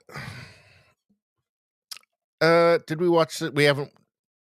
Did we watch the whole thing? Well, I want to watch all of the answers in this. Sorry, we didn't get to all of the answers in this. So, rapid fire questions. This was posted by Mark Nixon. So we've looked at Poilievre's already. Carney tax havens. Well, let's see what he had to say about his tax havens in the Cayman Islands and in Bermuda. Our next question to you, 30 seconds. Would you remove some of Canada's legal tax avoidance loopholes that companies that you have worked for have used? Look, I think that what we need to do is undertake a comprehensive review of our corporate tax system and do that on the basis of the right principles. We've got to have fairness, transparency, sustainability, and competitiveness.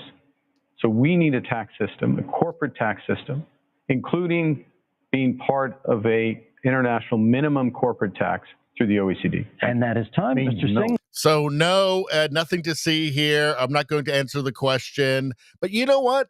He didn't mention Trump, and I'm impressed by that. I'm impressed he managed to get through that without mentioning Trump. I assumed he was going to blame Trump for that. He was going to say, tax haven, Trump, and then that would be it. How anybody could vote for this, I don't have the slightest idea. He just said nothing and didn't answer the question. Nice.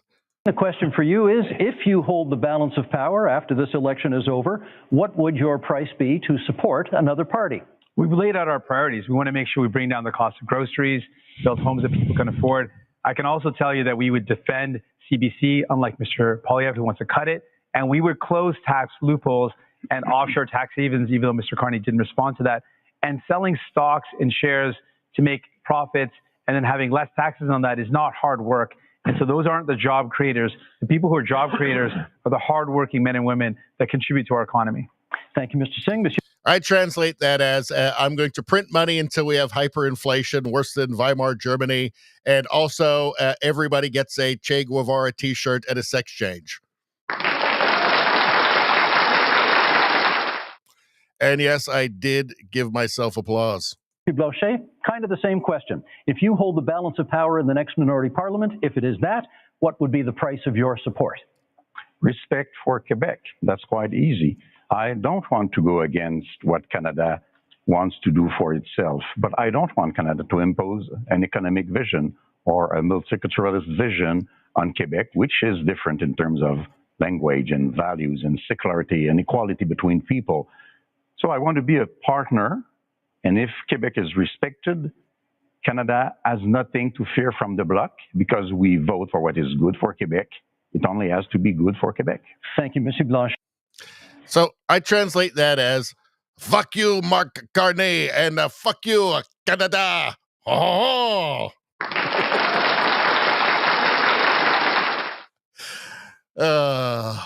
I'm actually, I like Blanchet now, or Blanchet, however you want to say it.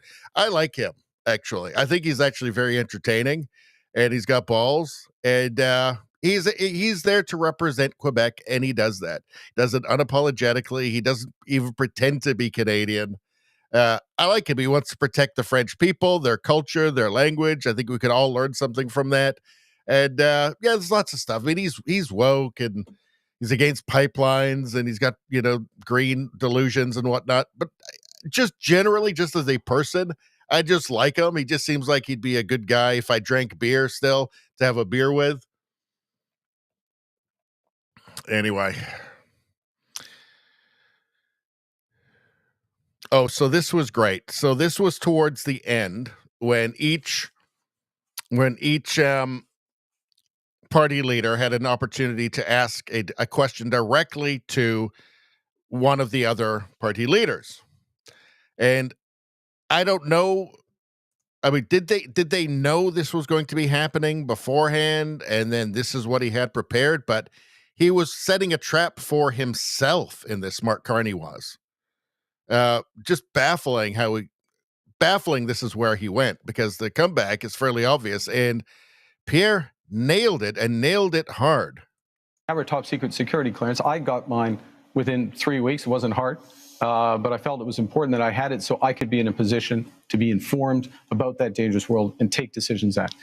And Mr. Poilievre, it is now 950 days, if my numbers are right, since you've had the opportunity to get your top secret security clearance, and you've refused.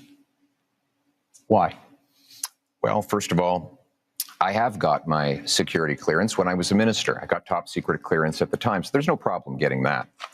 But when the government made this recent offer, they said that if I got the secret security clearance briefings, that I would be gagged under the security law, and I could be prosecuted if I spoke freely about matters of foreign interference. Now, given that Canada has experienced Chinese interference by Beijing, the government of China, in 2 consecutive elections, I needed to do my job to speak freely without fear of prosecution.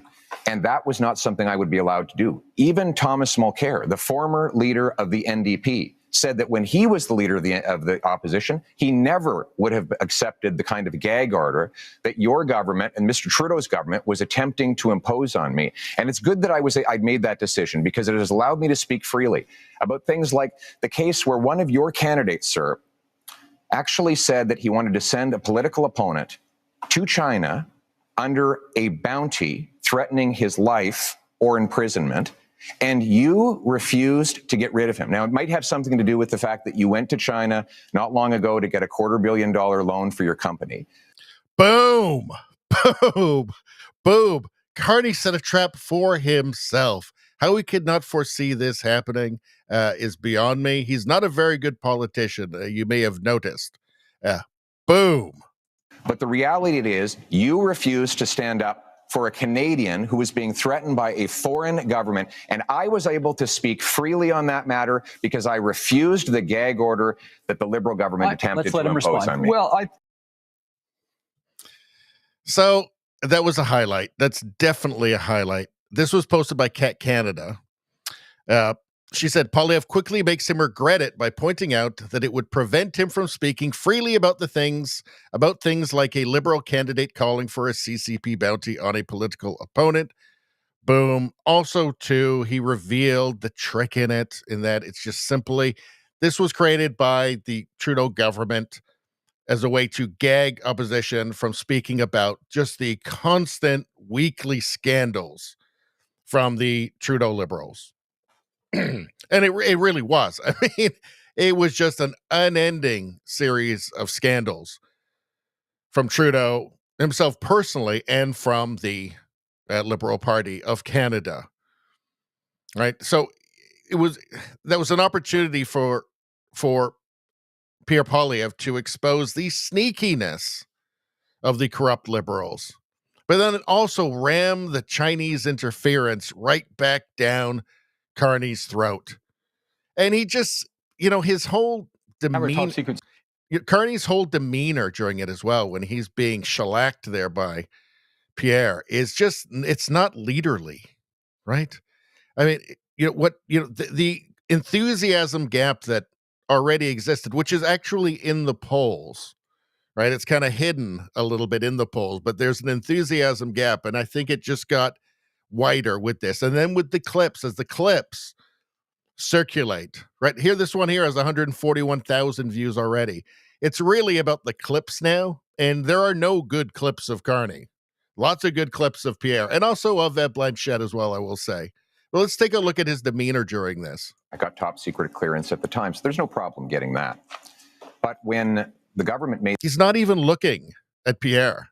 This recent offer, they said that if I got the secret security clearance briefings, that I would be gagged under the security law, and I could be You get the sense he's like, why do we even have to do this? They said I could be prime minister. I could just show up. I could parachute in and I'd just be prime minister. It was so easy during the Liberal leadership race. They just handed it to me. Nobody laid a glove on me. It was all understood. It was all agreed and arranged in back rooms.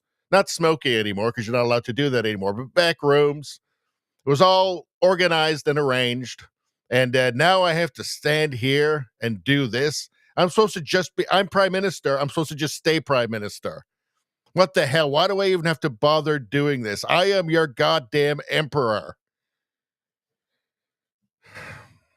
prosecuted if I spoke freely about matters of foreign interference. Now, given that Canada has experienced Look, he's just like looking around. He's looking down.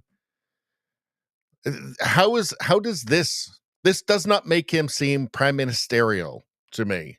Makes him seem like a guy who just is like, why do I even have to do this? Right? I'm supposed to rule this country. Why do I have to bother with this? CBC needs to work harder. How much do I need to promise them? I've already promised the CBC 150 million.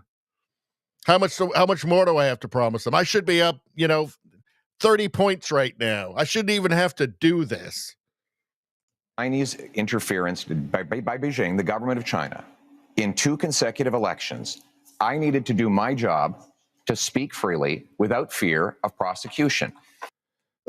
Actually, just looking at him makes me get drowsy. Makes me want to fall asleep.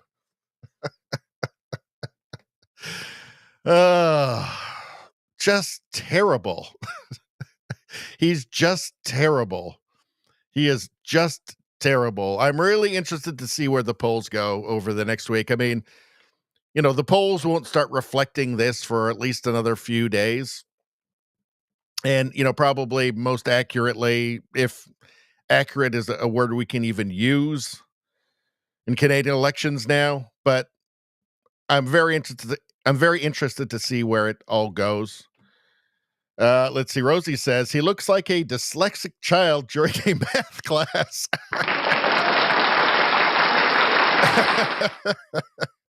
That's a good one.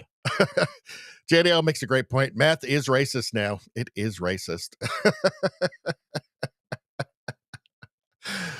Rosie says, great term, China-da. Who used China-da? Oh, Jamis Eves, $5. Good Lord. You know what that means? This is a very, very special occasion. A very, very special occasion. I think you guys know what's coming. Jamis Eves has just donated $5 to the channel. Let's put it up on the screen. Just message you a picture of the nicest t-shirt you could sell on X.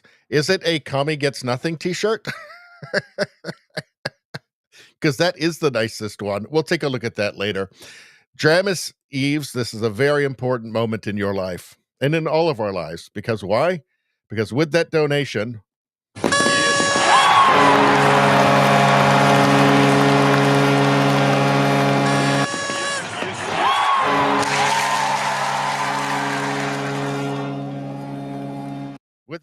Jamis Eves has officially become the best person ever. That's now all-time, all of history. The best person in all of history. Better than all the rest. Simply better than all the rest. I don't want everybody else to feel bad because even if you haven't donated, but you're in the chat, you're better than everybody else in the world in all of history, except for Jamis Eves, who does have the edge on you.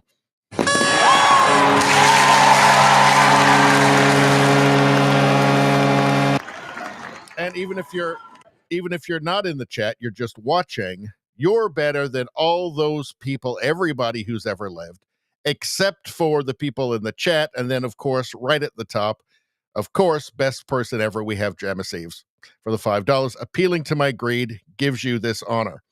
And it's less than the price of like a latte at Starbucks, for God's sakes. Some people call it woke bucks or commie bucks. I don't know.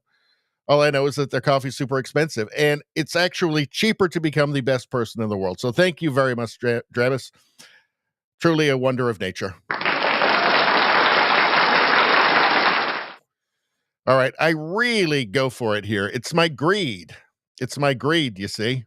Appealing to my greed is the best thing you can ever do for me because I love money more than anything. Let's see.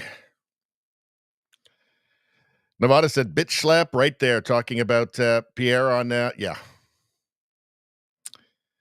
Spambot said, Carnage looks like an adult schoolboy in this clip. That's what some people call Mark Carney. They call him Mark Carnage, or they even call him Mark's Carnage. Mark's Carnage. Because he's a commie. He's like a champagne socialist. I think that is fairly clear, but the carnage is what he will do to Canada. God, I feel so much better. I am so happy that I got those antibiotics. Why do I keep doing this thing where I go, tomorrow it'll be better? I did that with my tooth, and I ended up in insane agony over it. Oh, it'll be better tomorrow. No, it won't. I've obviously got a cavity or something's happening. Something's wrong with my tooth. They don't just get better. But I tell myself, oh, it'll be better tomorrow. Why would I think that? That's idiotic. That's retarded. Let's say I've been sick for like 6 weeks. Oh, it'll get better tomorrow. It never gets better. Got to do something. Why would I think that? Why would I keep doing that day after day and being miserable and feeling terrible instead of just going to a doctor? I didn't even have to go in. I did the teleservice. I didn't have to go to an office. I just called. Right? They said be around the phone in 4 hours or whatever I was, and then like talk to the doctor, and 20 minutes later I was at the pharmacy getting my antibiotics and taking them and feeling better. Well, I didn't feel better for a couple of days really, but you know what I'm saying. Why the hell would I just put myself through that day after day? It seems ridiculous. I probably damaged myself in some serious way doing that. From now on, if something's wrong, I'm just going to go to the goddamn dentist or doctor or, I don't know, acupuncturist, whatever. Shiatsu. Maybe I need to go to Shiatsu. I don't know. I did get Shiatsu once. I did. And it was this kind of like very fit, kind of middle-aged woman who was very nice. And she was like, it was like she was crawling all over me. And I will admit to you, I got a semi.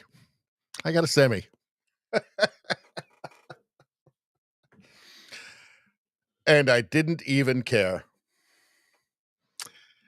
It was crawling all over me. It was crazy. I've never experienced anything like that before. It was worth it, though. Worth it. Let's see.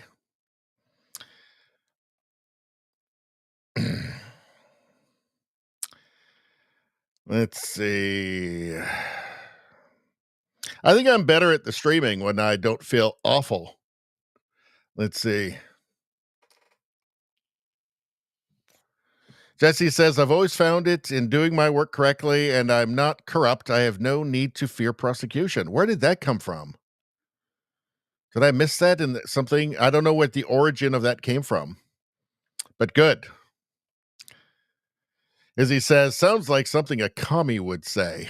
We talking about Carney there? Because that is. Jesse says, it's because you're a man, Richie. Yeah, that's why I think it's a common thing with men. Let's see. Jesse says, sandwiches cure all ailments. Yeah, they do. They're pretty good. Sandwiches are good for that. All right. Palate cleanser, everybody. I know Rosie threw something in there. We'll get to that later. But let's go to some memes. Let's do a palate cleanser. Let's do some memes.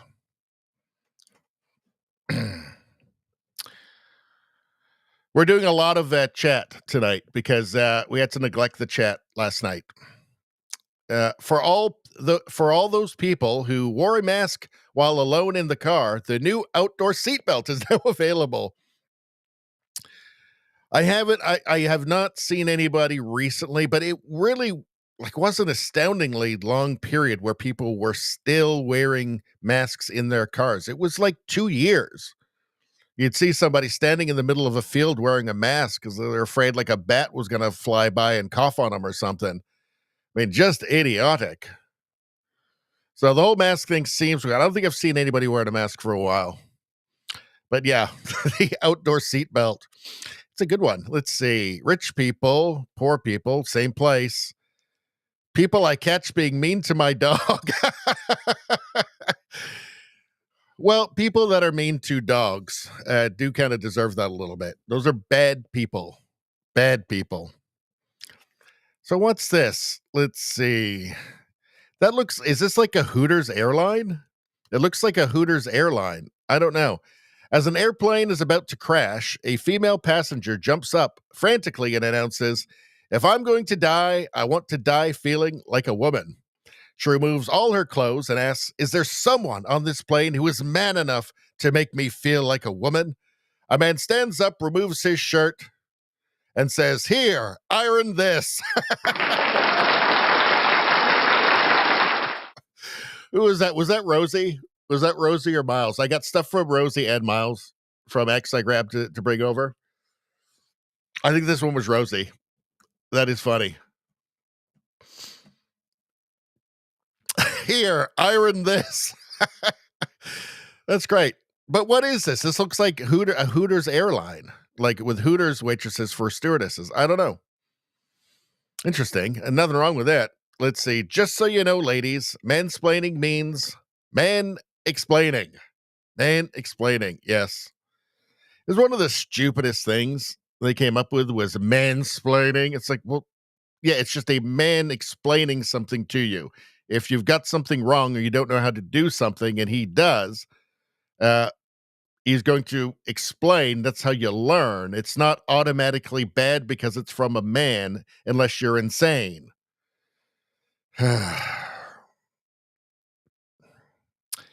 Agent 47 published this. Day 12, they still think I'm a husky. Well, look at that. It's a kitten.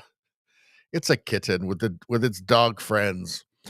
I've always found something just kind of lovely and wholesome about dogs and cats that are friends. Just different species of animals that are friends. I just always think there's just something so lovely about that.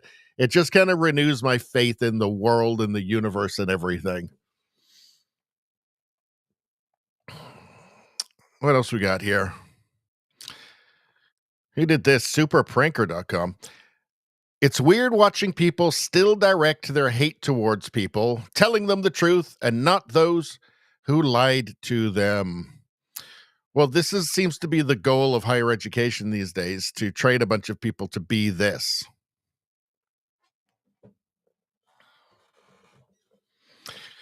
I guess it's, the influence of postmodernism, where there's no objective reality, right? It's just your lived experience. That was another one I just always found particularly retarded.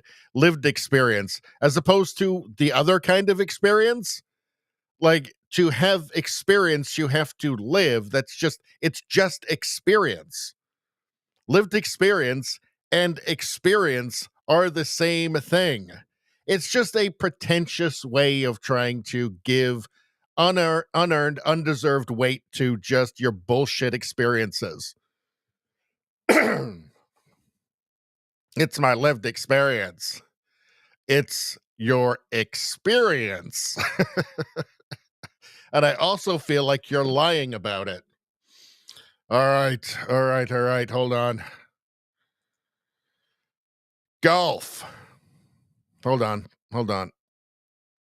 Let her hit the ball. Shh. Boom. Mesmerizing. Absolutely mesmerizing. That's Paige Spiranek. She posted it. She wants me to show this to you. There's nothing sexist about this or exploitative. She wants you to see this, and I'm doing her a favor right now. More movement in this leaderboard than in my swing. There's quite a lot of movement in that swing. And I'm mesmerized. There we go. Don't blame me. Blame her. This one I always like because it's expectation, women training jujitsu. So there's the expectation, which you think it might be like, but then there's what it's actually like. And frankly, still kind of hot. All right. What else do we have? Something happened. The hockey one got erased somehow. I think maybe just the channel erased it or something. I don't know, but it's just not there anymore. And that was one of my favorites. I'm so happy about that one. Oh, well. Now you guys are talking about sandwiches. I could use. I've got a sandwich in the fridge right now, actually, a really nice one, which I'm going to eat afterwards. Jesse says, I love saying, thanks for mansplaining that. 2 women, got 'em. All right. Is that enough of a palate cleanser for everybody? And we're also coming up to the glitch soon as well. Also coming up to the glitch soon. Maybe it's time right now. We've given YouTube 2 hours. We gave YouTube 3 hours yesterday. Normally, we only give them an hour. But anybody watching on YouTube who's still over on YouTube, join us on Rumble. Almost all of the chat you see on the screen is from Rumble. The chat here, I believe, is the #1 chat. It's the best chat on Rumble, I believe. It's the best chat on the internet. The other chats are losers. Losers, they're not nice. Not nice, but my chat is the best. Everybody says so. It's the best. So join over. Everybody's very friendly, and they'll be very nice and kind and understanding to you. In fact, you'll feel like you've known them for your entire life immediately. It's a wonderful thing. All right. So if you're watching on YouTube, join us over on Rumble. You can also watch on X if you like. You can watch on locals. Although I think the local stream actually dropped, so whatever. But Rumble is the best because the chat there is great and everybody's super friendly, and there's always way more people watching over there. So join us over on Rumble. If not, I'll see you on Sunday.